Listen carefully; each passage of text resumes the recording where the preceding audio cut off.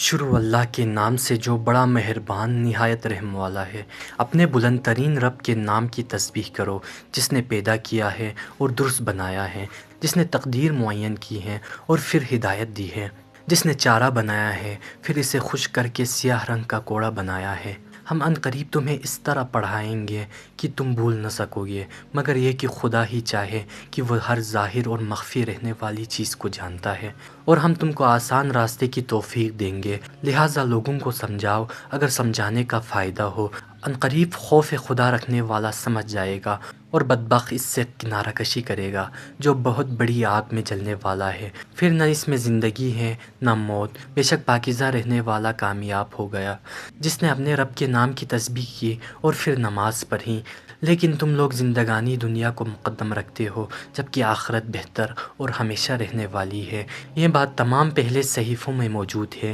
ابراہیم علیہ السلام کے صحیفوں میں بھی اور موسیٰ علیہ السلام کے صحیفوں میں بھی۔